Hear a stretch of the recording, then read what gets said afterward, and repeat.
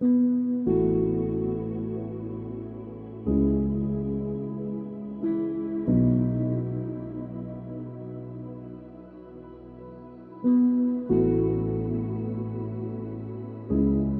l'air ridicule n'a rien à voir avec la valeur originelle d'une personne.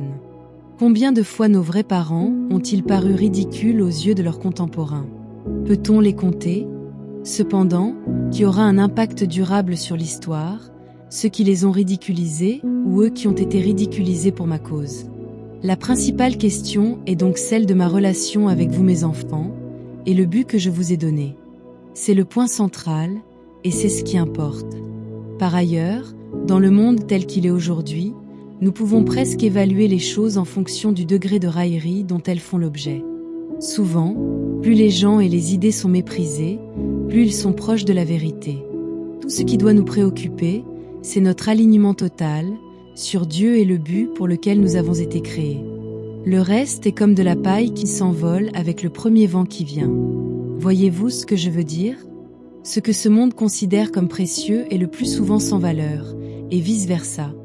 Ce que le monde méprise et dévalorise est souvent ce qui a de la valeur. Pourquoi est-ce que je dis tout cela? Nous voulons manifester ce en quoi nous croyons et ne pas tenir compte du point de vue du monde. Le point de vue du monde n'a que très peu d'importance. Les gens vous féliciteront à l'avenir d'avoir risqué le mépris et le ridicule pour défendre ce que vous saviez être vrai. Encore une fois, l'histoire ne se souviendra pas de ceux qui se sont moqués de vous. Elle se souviendra de ceux qui n'ont pas eu peur du ridicule, même au péril de leur vie. Perdre sa vie ne signifie pas toujours quitter le monde terrestre.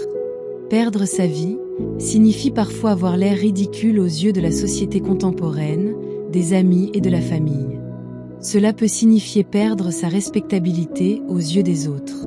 Cependant, si c'est pour la juste cause, comme c'est précieux.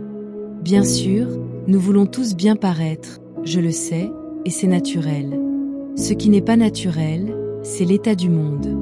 C'est pourquoi faire ce qui est bon et juste selon le but de la création semble absurde ou ridicule aux yeux du monde. Allons-nous considérer le point de vue de la société contemporaine, ou bien allons-nous être des fils et des filles audacieux et courageux de Dieu? Que choisirons-nous? Sommes-nous avec Dieu pour toujours, ou sommes-nous avec Dieu seulement quand cela nous arrange? Ce sont des mots durs, je le sais. Mais les parents ne doivent-ils pas parfois être sévères avec leurs enfants? En effet, nous n'aimons pas cela. Ni les enfants ni les parents n'aiment les mots durs. Mais avons-nous le choix? Parfois, c'est le seul choix possible.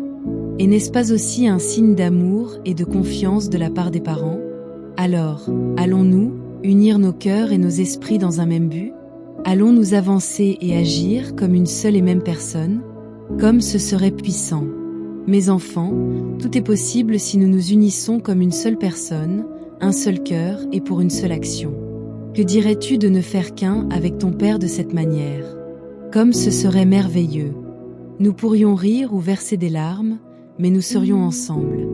Le secret de la joie la plus profonde entre parents et enfants est d'être ensemble dans le cœur, l'esprit et l'action. Qu'est-ce qu'un parent peut demander de plus? Ce parent, ici même, ne demande rien d'autre que cela. Cette unité complète avec ses enfants. Je ne peux pas promettre que ce sera facile, je ne peux pas promettre non plus que cela sera toujours plaisant. Cette unité générera des souvenirs impérissables et inoubliables pour chacun d'entre nous.